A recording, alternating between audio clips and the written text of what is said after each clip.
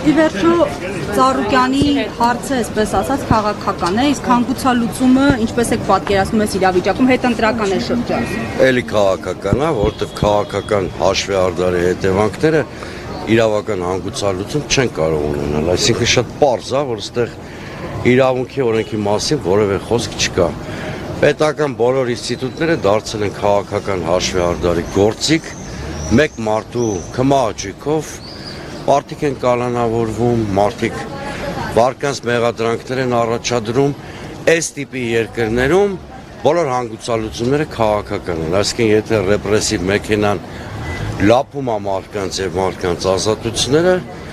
ընդդիմության կամ հասարակության խնդիրը պիտի լինի ռեպրեսիվ այդ մեքենայի երախը կոտրելը։ Պարոն Սուրենյանց, Ծառուկյանի հետ կապված այս դրվագը տնտեսական վարկանիշի տեսանկյունից ոչ միայն քաղաքական, ինչ ազդեցություն կունենա միջազգային հարթակներում, թեև տեսնում ենք, որ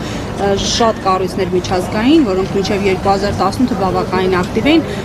այս շրջանում պահպանում են լռություն, ամեն դեպքում արձանագրումներ անում են ինչ-որ ժամանակ օգտագործելու համար։ Ըստ ձեզ վարկանիշը ինչպես կփոխվի Հայաստանի այս դրվագներով Կարապետյանի, Ծառուկյանի եւ այլն։ Գիտեք,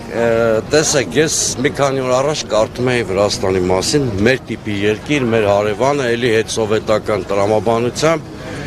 արաբական մի ընկերություն 6 միլիարդի ներդրումային ծրագիր էր իրականացնում Թբիլիսիում, կառուցապատման մեգանախագծեր եւ այլն։ Հայաստանում մի քանի 100 միլիոն են ներդրումային ծրագրեր, սա ծիծաղելի թիվ է, եթե չասեմ խոսում եմ ներդրումների իսպառ բացակայության մասին։ Եթե ոչ ամբողջ մեկ տարվա ընթացքում երկու համակարգաստեղծ ձեռնարկություն բանդիտական ձևով խլվում է։ Խոսքը հեցի մասին է եւ Արարատ ցեմենտի։ Ինչ ներդրումային միջավայրի մասին է խոսքը։ Հոխելագար չեն գան մի երկրում ներդրում անեն, որտեղ մի մոլագար որոշում ամեն ինչ։ Իսկ հնարավոր է հենց այս համատեքստում տեղ են ազատում այլ ցանկալի ներդրումների համար, այսինքն ներդրումների բևեռն են փոխում ռուսականից, օրինակ, ինչպես իրենք են պիտակավորում, այլ ներդրում։ Ներդրում չեն ապահովում, բայց ակնհայտորեն ներդրումների դաշտ չեն բացում, բայց ակնհայտորեն ձեր ասած Ինչ-որ տրամաբանություն գոյություն ունի, կարծես թե տնտեսության կառուցվածքն են ուզում փոխեն, կամ սեփականության վերաբաժանման միջոցով լոյալ սեփականատերերի համակարգ ստեղծել, մասնավորապես տեսեք, այն օրը հակամայից ինձ բռնեցի մի մտքի վրա, ազգային կապիտալի ներկայացուցիչներին փորձում են ունեզրկել, բայց Հայաստանում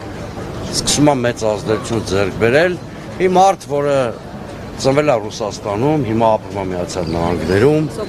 Հա, Սոկոլովի մասին է խոսքս, որը փաստորեն վիվասելի խոշոր սեփականատեր էր, հետո իմացանք, որ Թեղուտի սեփականատեր է եւ սա ակնհայտորեն խոսում այն մասին, որ ինչ-որ տնտեսության կառուցվածք են փոխում, չեն բացառում անգամ աշխարհաքաղաքական հատկանիշներով։ Հասկանալի է, շնորհակալություն։ Երեխեք կանգնեք։